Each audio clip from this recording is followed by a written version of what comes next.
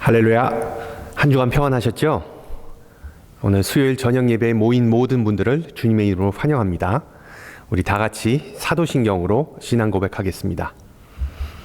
전능하사 천지를 만드신 하나님 아버지를 내가 믿사오며 그 외아들 우리 주 예수 그리스도를 믿사오니 이는 성령으로 잉태하사 동정녀 마리아에게 나시고 본디오 빌라도에게 고난을 받으사 십자가에 못 박혀 죽으시고 장사한 지 사흘 만에 죽은 자 가운데서 다시 살아나시며 하늘에 오르사 전능하신 하나님 우편에 앉아 계시다가 저리로서 산자와 죽은 자를 심판하러 오시리라. 성령을 믿사오며 거룩한 공회와 성도가 서로 교통하는 것과 죄를 사해 주시는 것과 몸이 다시 사는 것과 영원히 사는 것을 믿사옵나이다. 아멘. 우리 함께 찬송가 445장 예전 찬송가는 502장 하시겠습니다. 태산을 넘어 험곡에 가도 445장입니다. 태산을 넘어 험곡에 가도 빛 가운데로 걸어가면 주께서 항상 지키시기로 약속한 말씀 변치 않네. 하늘의 영광 나의 맘속에 차고도 넘쳐 할렐루야를 힘차게 불러 영원히 주를 찬양하리. 캄캄한 밤에 다닐지라도 주께서 나의 길 되시고 나에게 밝은 빛이 되시니 길 잃어버릴 염려 없네. 하늘의 영광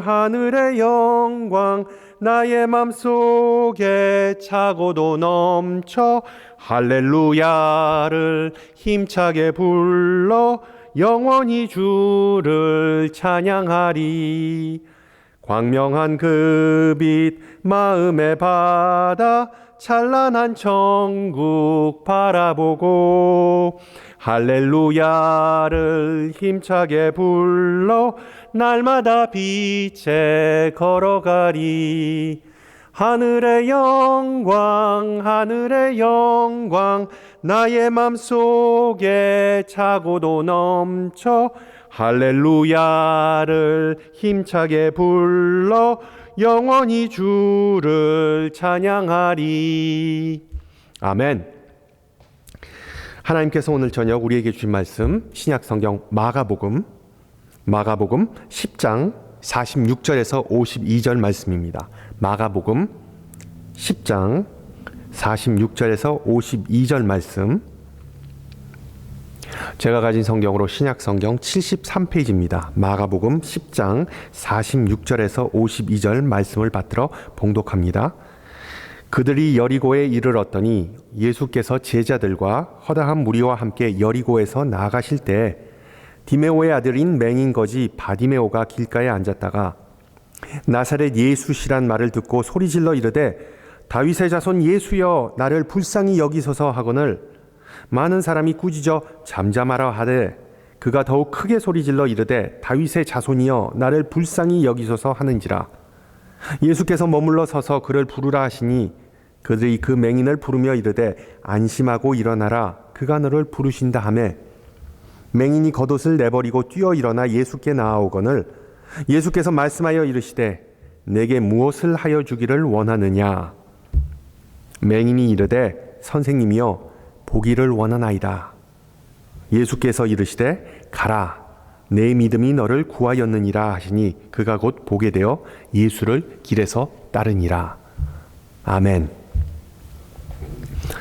이 사순절 기간도 겨우 2주도 안 남았네요. 이번 주는 종려주일, 그리고 다음 주일은 부활절인데 기독교의 가장 중요한 절기를 앞두고 계속해서 우리가 어떻게 주님의 고난을 준비하고 주님의 고난에 참여할지를 살펴보고자 합니다. 여태까지 마가복음에 나온 예수님의 2번의 순환 예고를 통하여 십자가를 지고 나를 따르라, 그리고 어린아이를 영접하라 라는 제자도에 관한 예수님의 가르침을 배웠습니다.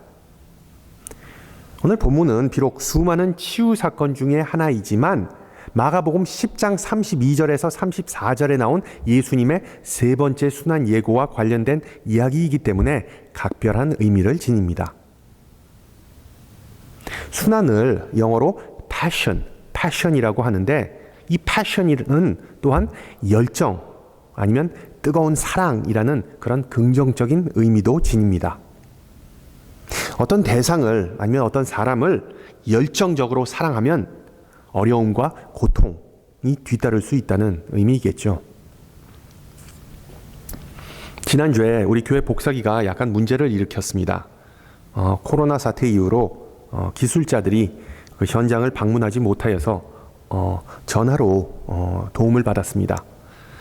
문제를 파악하고 고치는데 조금 시간이 길어지면서 그 기술자와 이런저런 얘기를 나눴는데 놀랍게도 그 직원은 자신과 그의 아내가 요즘 한국어를 막 배우려고 한다고 하더군요.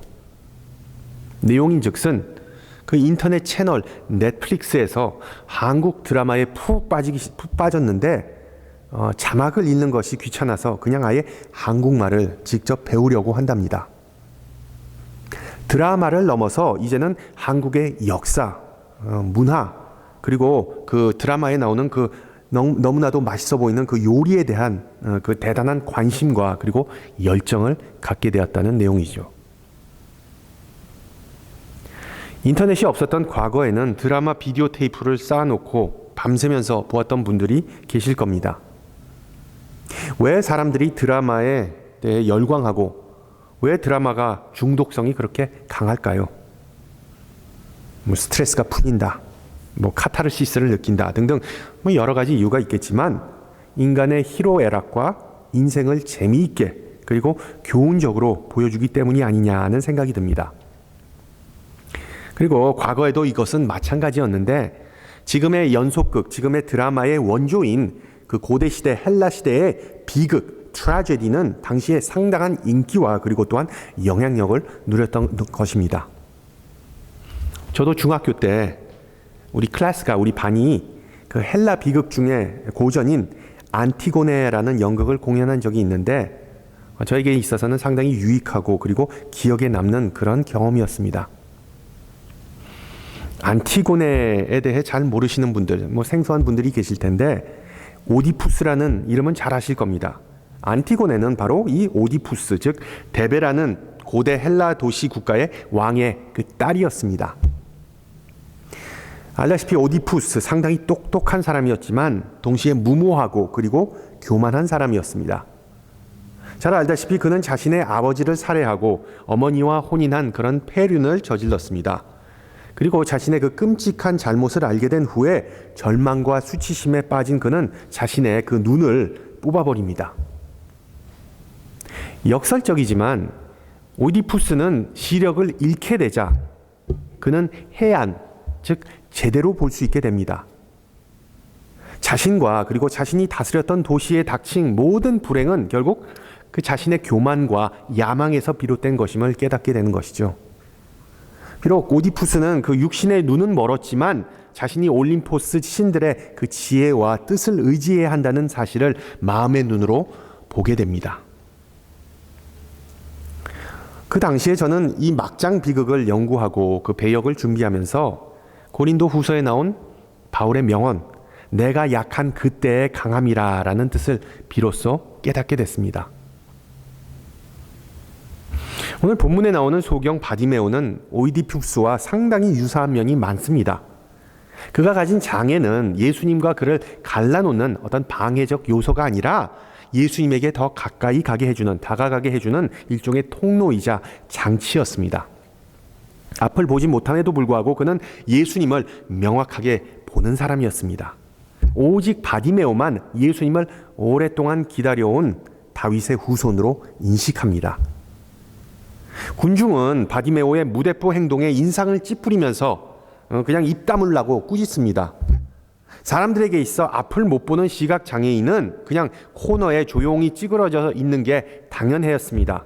마치 요즘 노숙자가 길가가 아닌 길 한가운데서 그 푯말을 들고 당당하게 구걸하는 것을 좋게 보지 않는 것과 마찬가지였습니다. 아니면 군중이 그렇게 싫어했던 반응은 바디메오가 예수님께서 다윗의 후손, 즉 왕손이라고 소리치는 것을 보고 로마 당국, 로마 군인들이 개입할 여지가 있다고 그런 두려움을 느꼈을 수도 있습니다.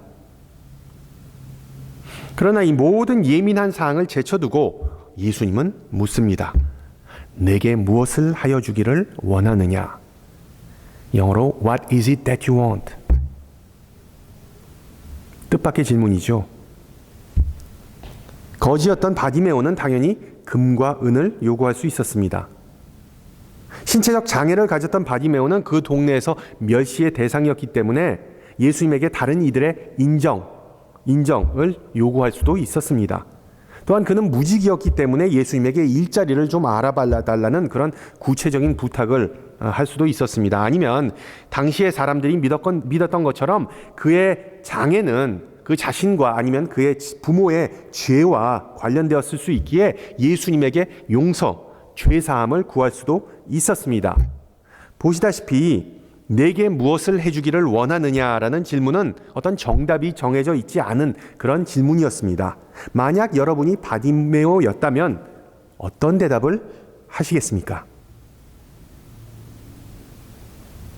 바디메오는 선생님이여, 랍비여, 보기를 원하나이다 라고 답합니다. 짤막한 답변이지만 돈이나 명예나 직업과 같은 요구보다 훨씬 더 어려운 요구였습니다. 바디메오는 예수님께서 전능하고 그리고 사랑이 많은 분이라는 점을 꿰뚫어 보았습니다. 예수님은 다윗의 자손이었을 뿐만 아니라 전능한 치유자였기 때문에 바디메오의 시력을 회복해 주셨고 마찬가지로 우리의 영안을 밝혀주실 분이라는 것이 이 치유 스토리의 핵심이죠. 더불어 이 이야기가 예루살렘으로의 마지막 여정 가장 끝부분에 나온다는 점 또한 의미가 있습니다. 예수님은 십자가에 달리시기 전에 다시 한번 마지막으로 자신이 누구인지 그리고 자신이 가는 섬김과 영적 성숙의 길, 즉 제자도를 제자들과 우리가 모두 깨닫고 따르도록 초대하는 것입니다. 예수님을 믿고 의지하고 소망을 예수님에게 두면 바디메오와 마찬가지로 우리는 치유받을 수 있다는 단순한 사실을 일깨워 주시는 것이죠. 예수님은 참된 구원자이시기 때문에 우리는 메시아 예수를 영접하고 용기를 가지고 그를 따르라는 것이 오늘 본문의 핵심적인 메시지입니다. 영적으로 눈먼 자가 되지 말라는 교훈과 더불어 마가복음 10장을 관통하는 또 하나의 중요한 주제, 메시지는 바로 기도입니다. 기도. 바디메오와 예수님의 제자들을 놓고 비교해보면 무엇이 문제인지 바로 드러나지요. 예수님은 하나님의 아들이시기 때문에 우리 마음속에 숨겨진 바램과 생각을 다 헤아리시는 분이십니다. 따라서 너 뭐 해줄까라는 질문은 어떻게 보면 의미가 없는 질문입니다. 그런데도 예수님께서 이 질문을 36절에서 두 제자들에게 그리고 51절에서 바디메오에게 하셨다는 점은 의미심장합니다. 제자들과 바디메오 모두 다 예수님에게 원하는 바가 있었는데 예수님은 그들 모두에게 같은 질문, 즉 내가 무엇을 원하느냐로 응수하십니다.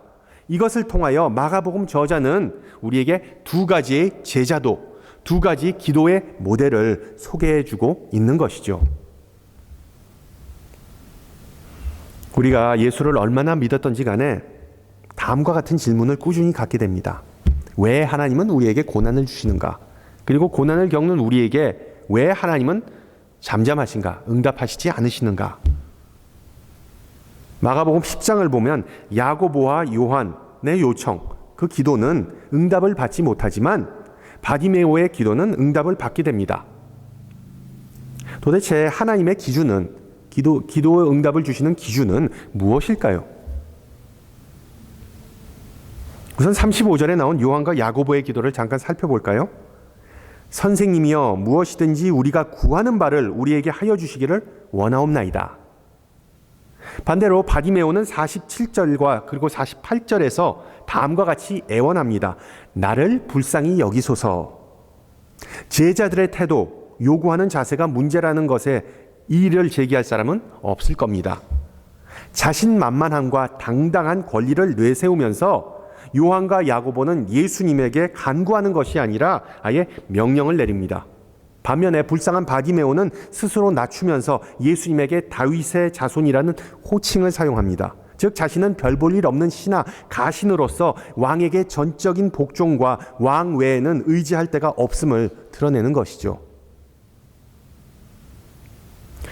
응답을 받는 기도의 특징 중에 하나는 바로 겸손인데, 겸손이 빠진 기도는 우표를 붙이지 않고 발송하는 우편과 마찬가지입니다. 이 동서양을 막론하고 여성보다 남성은 타인에게 물어보는 것을 상당히 꺼립니다. 왜 남성은 여성에 비해 다른 사람의 말을 듣지 않는 걸까요? 남성은 자존심 빼면 시체라는 말도 있지만 아마도 그 선조 아담이 하와의 말을 듣고 좋지 않았던 경우, 아예 망했던 전례가 있었기 때문에 타인에게 물어보거나 도움을 요청하는 경향이 없는 것 같습니다. 실제로 현대 사회에서 남에게 도움을 요청하거나 질문을 하는 것은 자신이 좀 무지하고 자신이 좀 모자르다, 자신의 약점을 드러낸다는 그런 생각이 깔려 있죠. 하나님의 나라에서는 이것과는 정반대인데, 바디메오는 예수님에게 도움을 요청함과 동시에 예수님께서 인생의 문제를 해결해 주실 분이라는 그 믿음이 가득하였습니다. 지난주에 함께 살펴본 어린아이와 같은 제자도, 어린아이와 같은 믿음이 바로 그것입니다. 물론 여러분들 중에 나에게도 그런 어린이와 같은 믿음이 있다라고 생각하는 분들이 계실 수 있습니다. 그렇다면 마태복음 5장 산상수훈에서 심령이 가난한 자, 애통하는 자, 온유한 자에게 천국은 저희 것이다 라는 예수님의 가르침에도 여러분의 믿음은 부합한다고 생각하십니까? 실제로 예수님을 전적으로 의지하고 예수님에게 매달린다는 것, 예수님은 나의 인생의 열쇠라는 확신은 우리가 바디메오와 같이 인생의 밑바닥을 경험하지 않고서는 쉽지 않은 것이죠. 이 태도의 문제와 더불어 하나님의 마음을 움직이는 기도의 또 다른 특징은 바로 기도의 내용입니다. 내용. 여러분 잘 보세요. 제자들의 기도와 바디메오의 기도 모두 다 내용은 명확하고 간결합니다. 요한과 야고보는 한 자리를 원하였고 바디메오는 시력을 원했습니다. 이 작지만 정말 큰 차이가 이것이었죠. 소경에게 있어 시야를 회복한다는 것은 생사의 문제였지만 제자들이 원한 감투는 그렇지가 않았다는 것입니다. 높은 위치라는 것은 있어도 그만, 없어도 그만입니다. 제자들이 사람들의 인정과 높임을 원했던 이유는 자기 만족과 욕망을 위해서였는데, 물론 예수님께서 요구하신 자기 희생과 자기 부인과는 완전히 동떨어진 그런 요구였습니다.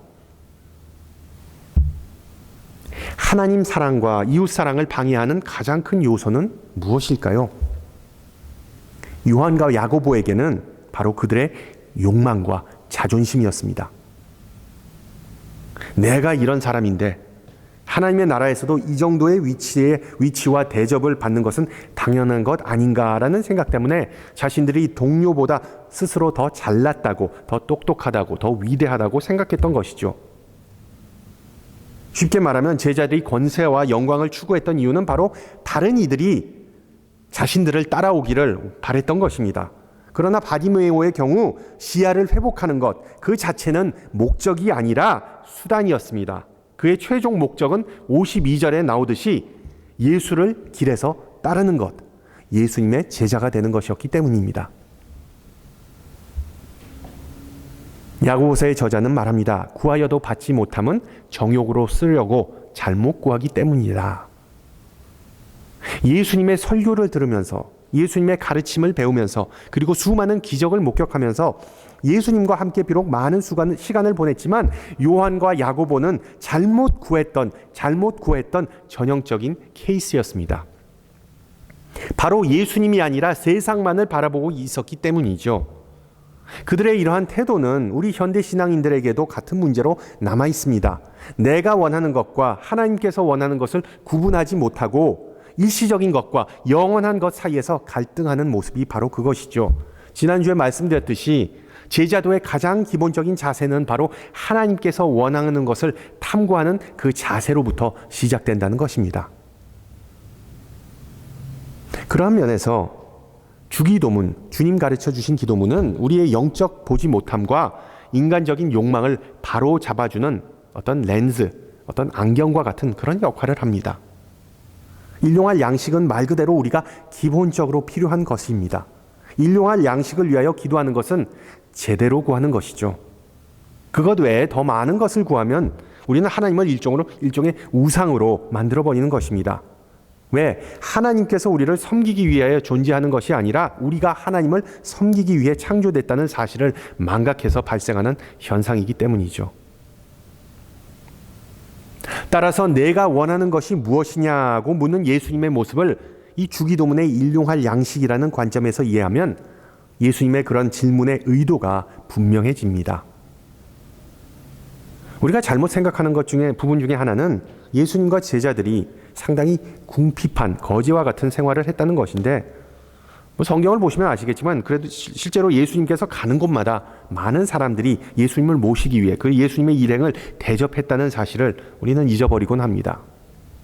비록 예수님께서는 떠돌이처럼 순회하는 그런 사역을 하셨지만 먹고 자고 입는 것에 대해서는 비교적 자유로웠던 것으로 보입니다.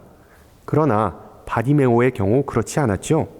노숙자였기 때문에 항상 먹고 자고 입을 것을 놓고 고민해야 했습니다. 많은 현대인에게 주기도문은 일종의 주문과 같은 것으로 간주하지만 바디메오에게 있어 주기도문의 내용, 특히 일용할 양식에 대한 부분은 너무 현실적이고 문자적인 의미가 있었겠죠.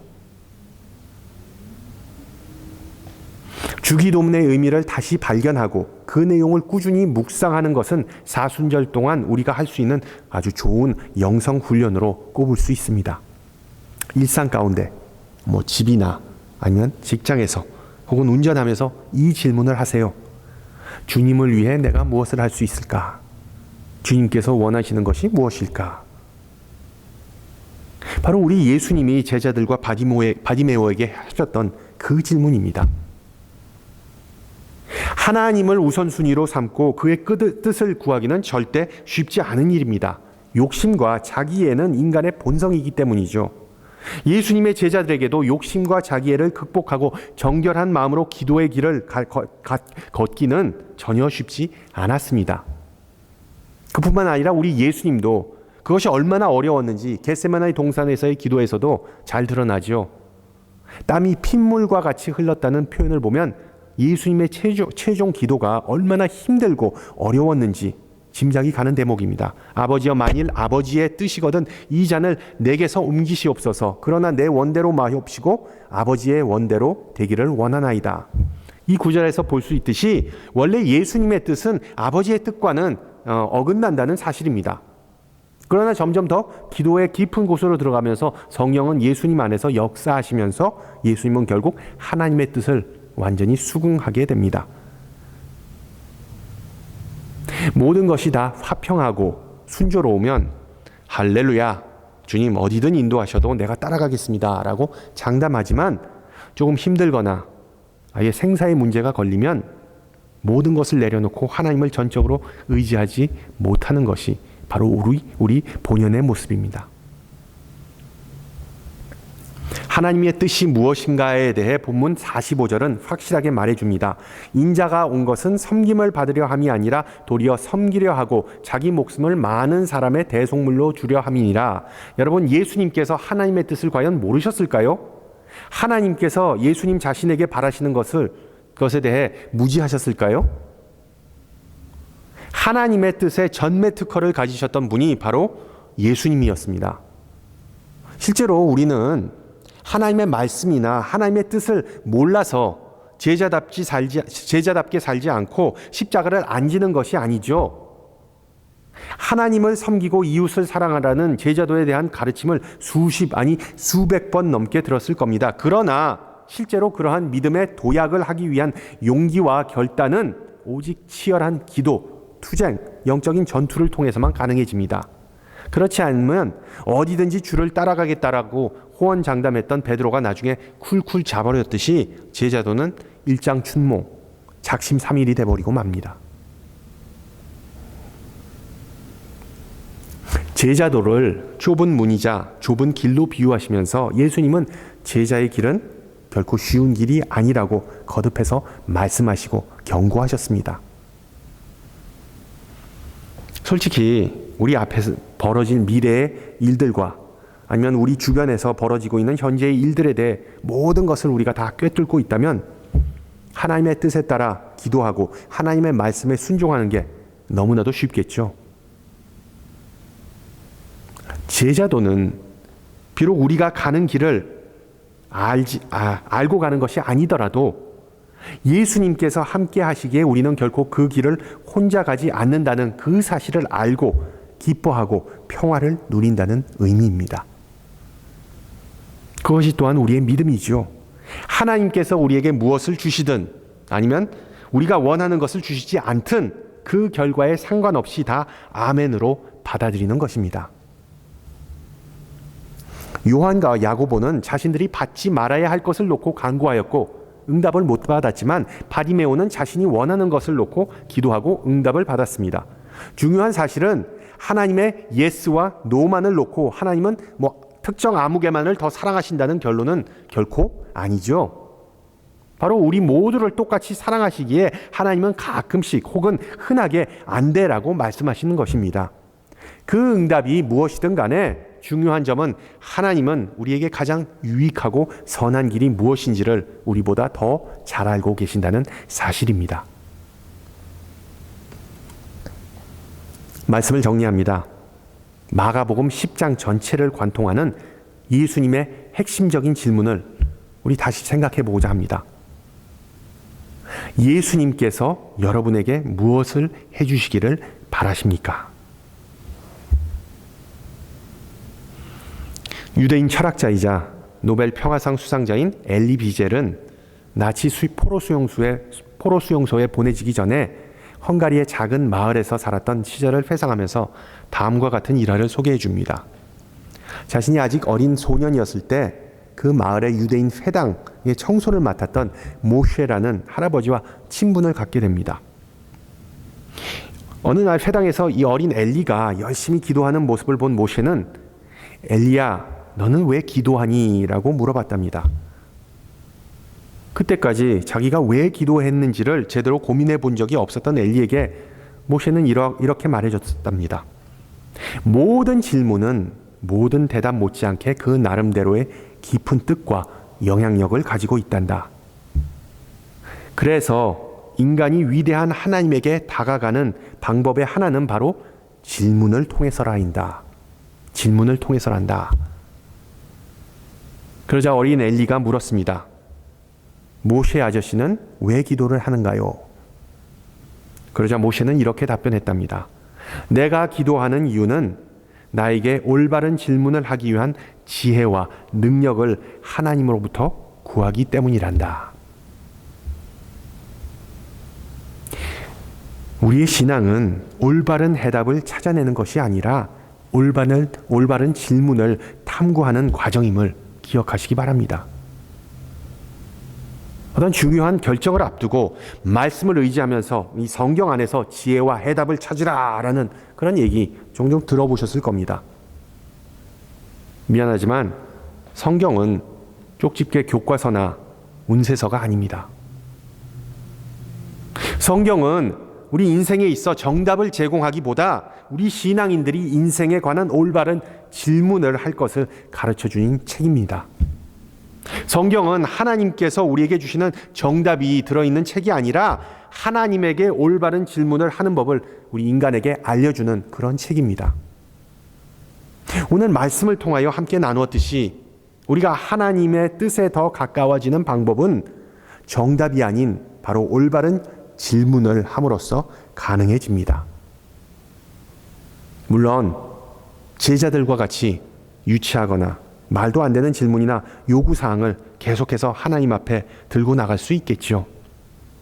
그러나 거듭되는 실수와 시행착오를 통하여 제자도에 더 가까워지는 그런 은혜가 우리에게 있기를 주님의 이름으로 축원합니다. 함께 기도합니다. 은혜의 하나님 아버지, 우리에게 말씀으로 오늘 자극을 주시고 격려하심을 감사드립니다. 외투를 벗어버린 바디메오가 예수님 앞에 섰을 때 주님은 내게 무엇을 해주기를 원하느냐라는 짧지만 의미심장한 질문을 하셨습니다. 그리고 또한 그 질문은 우리에게 상당히 부담되는 질문임을 이 시간 고백합니다. 우리 자신도 우리가 원하는 것이 무엇인지 잘 알지 못하기에 주님께서 원하시는 것을 헤아리기 힘듦을 고백합니다. 주님의 기대감에 못 미치거나 주님의 길을 추구하지 못하면서 스스로 제자라고 자만하지 않았는지 우리 자신을 이 시간 돌아봅니다. 또한 주님께서 우리의 기도를 들어주시지 않고 외면하실까? 그리고 실망과 절망에 빠지지 않을까 심히 두려운 마음으로 고백합니다. 주님, 우선 주님 앞에 당당하게 설 수 있는 용기를 모두에게 허락하시고 우리 자신을 올바르게 보고 인생의 우선순위가 아니라 하나님 나라의 우선순위에 집중하면서 더 성숙한 제자로 자랄 수 있게 하옵소서.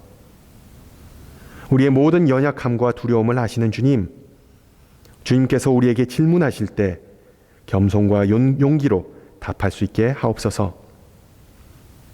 주님, 우리가 사는 지금 이 시대는 죄로 인하여 망가지고 혼란스러운 상태임을 고백합니다. 폭력과 증오가 난무하여서 많은 이들이 귀한 목숨을 잃고 비탄과 고통만 남아있음을 주님께서 아시오니 모든 아픔과 어두움을 물리치시고 주님의 평화와 위로가 임하기를 간절히 기도합니다. 특히 이번 사순절 여정을 잘 마무리 지을 수 있게 우리와 동행하시어 우리의 죄와 부족함을 깨닫고 회개하게 하옵소서.